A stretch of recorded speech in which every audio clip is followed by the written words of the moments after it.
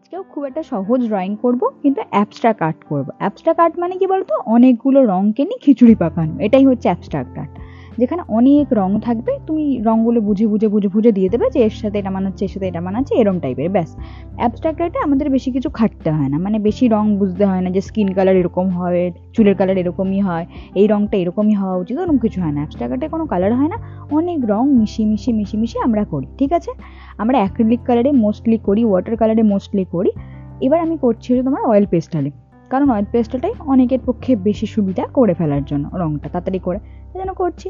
এবার এই আঁকাটা খুব ছোটো বাচ্চাদের জন্য না, একদম যদি তুমি গুড়গুড়ে হও অবশ্যই আঁকাটা আঁকতে পারবে না, চেষ্টাও করার দরকার নেই। যদি চাও একটু ফেসটা আঁকতে পারো, নর্মাল কালার করবে, অত দরকার নেই, এত পাকামি করার দরকার নেই।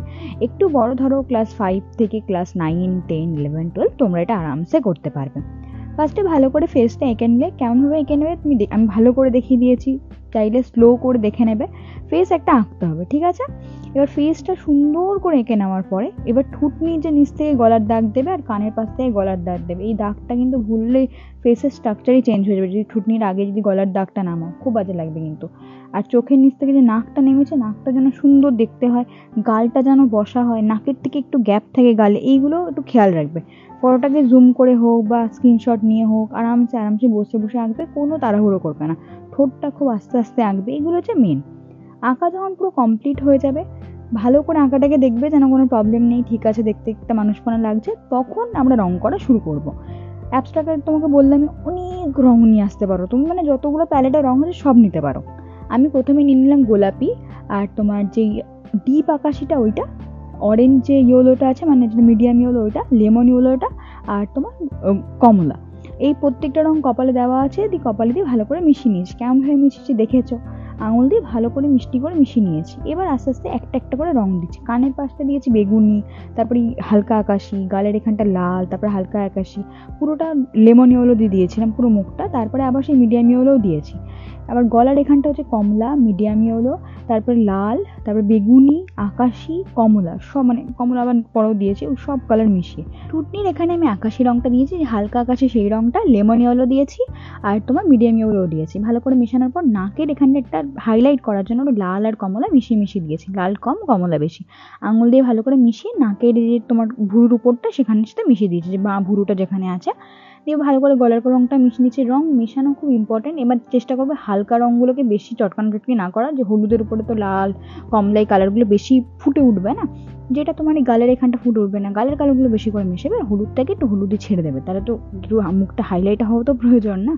এবার আমরা চুলের রংটা করে নেবো। ও না, চোখের উপরটা করেছি না, হালকা আকাশি দিয়েছি, তারপরে তোমার পার্সিয়ান ব্লু দিয়েছি, আর কমলা দিয়েছি। আর এই যে বাঁ চোখটা আমরা করেছি, বাঁ চোখটা শুধু হালকা আকাশি আর হলুদ, মানে ছোট্ট দেখা যাচ্ছে, একটু হালকা আকাশি আর হলুদ করে দিয়েছি, ব্যাস হয়ে গেছে। চুলের রংটা আমি করলাম কালো, কালোর সাথে নর্মাল যে নীল, সেই নর্মাল নীল আর পার্সিয়ান ব্লু। কিছু কিছুর আগে নর্মাল নীল রেখে দিয়েছি একটু নীলের হাইলাইট দেখানোর জন্য, যে আলো পড়ছে এরকম একটা বোঝানোর জন্য। আর অ্যাবস্ট্রাক্ট তোমাকে বললাম অনেক রঙের একটা খিচুড়ি। এবার শুধু যদি কালো দিয়ে চুল করে দিই তাহলে তো অনেকটা জায়গায় কোনো কালার হলো না, না।